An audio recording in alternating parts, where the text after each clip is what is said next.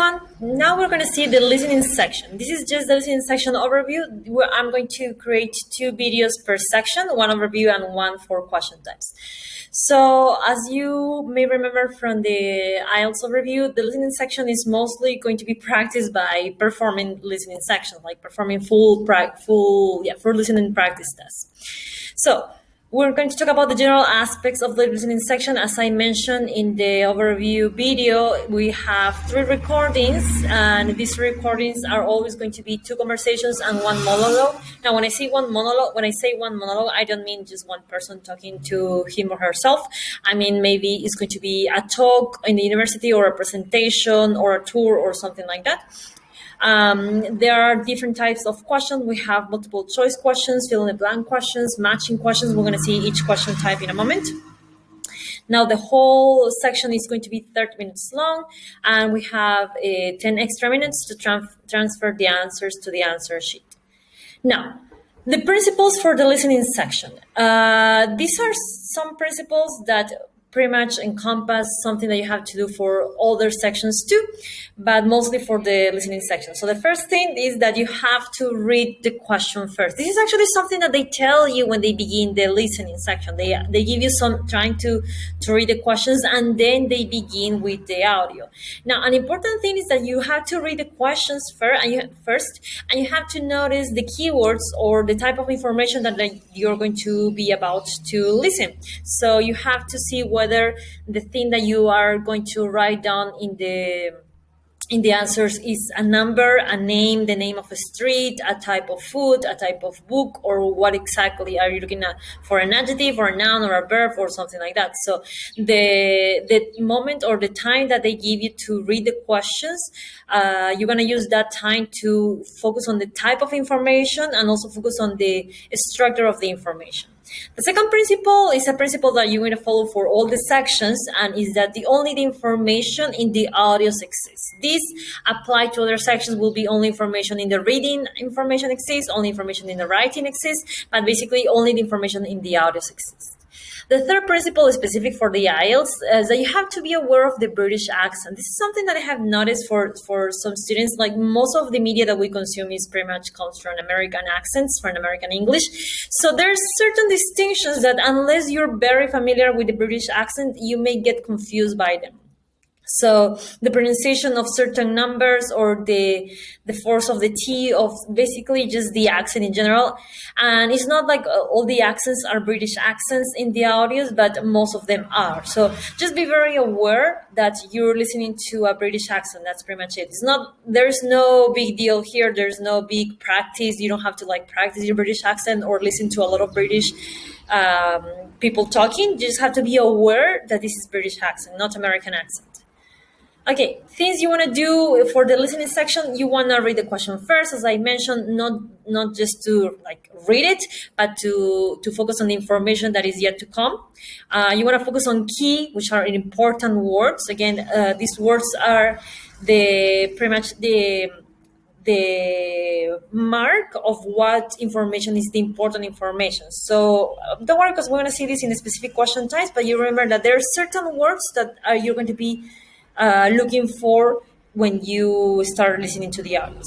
Another thing you have to do is you have to be specific. This is very important, because this is basically you have to write down exactly what you hear. So if they say the word wall, you have to write down the word wall, not walls. If they don't say the plural noun, you don't say the plural noun. If they don't say the singular, you don't say the singular, and so on.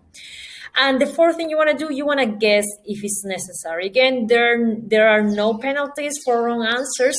So if you have to guess, just guess. If you didn't quite get or hear the word, but you may have an idea because of, you read the question, just completely guess and put whatever you think it goes there.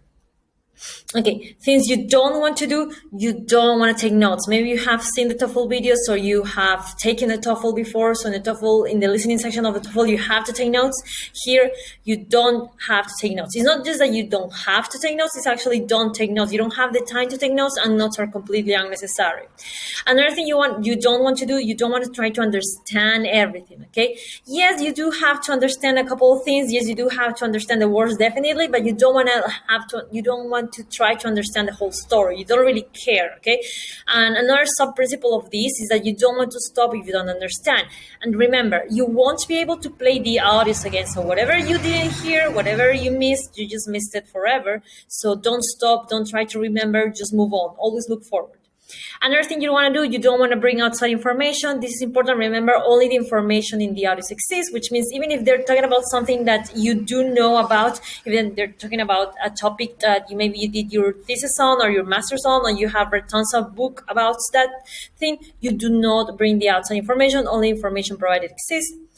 Do not leave unanswered questions. As I said before, better run them blank. So if you have to guess. Just don't leave anything blank. And finally, don't linger on questions. This is very important because you're going to be wasting time. Again, once you miss the audio, you just missed it forever. You just keep moving forward.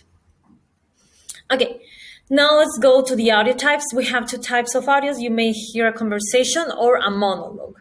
So when over here. So when there's a conversation, usually two people or one person asking questions from the other one, or one person explaining things from the other one. And in most of the cases, there will be questions and there will be information, maybe not questions, but there will be the requirement of some information. And in the case of monologues, it may be a professor or a teacher explaining something, or maybe just a tour guide or someone else trying to explain a process or maybe directions. Now, the question types, we have fill the blank, multiple choice, and matching questions. Don't worry, we're going to see all the question types in the following video.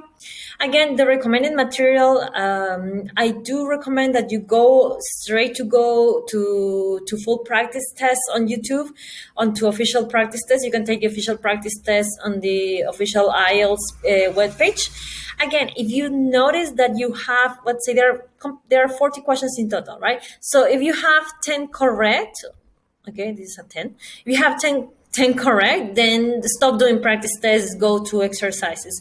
But if you have at least 20 to 25 correct, just try to continue with the practice test, okay? Like between 20 and 25 is kind of in the middle. So if you keep having 20 to 25 and you don't see any improvement, then just quit and go back to doing exercises. But if you see that you're improving, even if you're not reaching the number 30 yet, my recommendation is just try to analyze the sections, the subsections in the practice test, but don't go back to doing exercises because that will take too much time. Okay, so that's something, again, you have to decide on your own. Remember, if you don't know a word, you won't be able to hear it, which means, yes, this is a listening exam. This is not a vocabulary exam, but if you hear a word and you don't know how to write that word, you won't be able to write it down, so you won't be able to answer the question. So you do have to increase your vocabulary. Again, this is something that is a specific advice for a specific type of students. So if you see, or you think, or you know that your vocabulary range is not that wide, so if you think you're missing some words, just try to practice, try to learn 1, 2 words, 3 words every day. And this is how, it's not here, it's in the following video. I'm going to tell you how to do it. Like, even if you don't have the time, or maybe you do have the time, learn from 2 to 3 words per day. Try not to learn more than 3 words per day, because it will be useless and it's going to be a waste of time. Unless you have a prodigious memory, don't do that, okay? For most of us mortals, try to learn top 3 words per day. That's it for the overview of the listening. We're going to follow with the specific question types for the listening section. Remember to subscribe, to share, to write any questions you may have in the comments, and I will share all the links in the description. Okay, bye.